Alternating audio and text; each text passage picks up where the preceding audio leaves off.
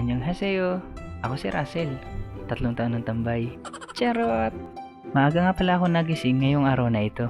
Siyempre, marami akong gagawin ngayong maghapong ito. Dahil nakarami na ako ng aking sinusulat, eto, tumigil muna ako. Kasi pakiramdam ko nagugutom na ako.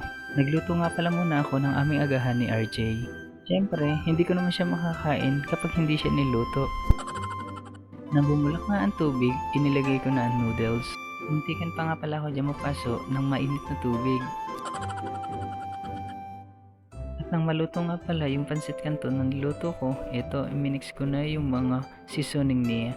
Siyempre, after ko dyan, ginising ko na si RJ para kumain kami ng aming agahan.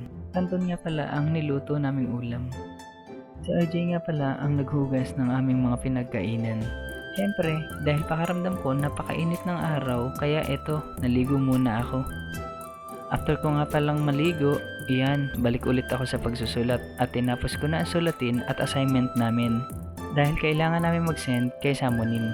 After ko nga palang magsulat, eto ako ulit ang nagluto ng aming tanghalian ni RJ. Hindi ko pa nga alam kung isda o manok ang aming lulutuin, pero napili ko talaga manok. At dahil sobrang freeze ng manok, eto, iniwan ko muna siya. Parang ikaw, iniwan.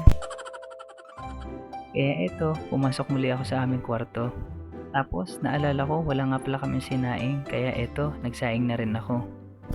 At nang malambot na yung aming manok, eto, tinimplahan ko na ng mga panlahok ang manok.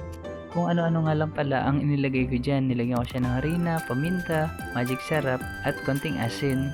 Siyempre, iminix-mix ko din siya at inilagay ko na ang manok. Pagkatapos ko itong mamix, nagluto na nga pala ako. Pinainit ko nga po pala ang mantika sa kawali. Siyempre, nang mainit ang kawali, inilagay ko na yung manok. Hita nga pala ang inuna ko at pakpak ang isinunod ko. Sabi ko nga, babantayan ko siya para hindi siya masunog. Pero bakit ganun? Parang cookies yung akin niluto.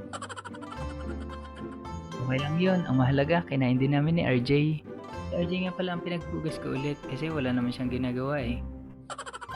At dahil patapos na ang video ito, maraming salamat nga pala sa patuloy na sumusuporta. Hanggang sa uulitin, muli, ako nga pala si Russell, 3 taon ng tambay. Charot!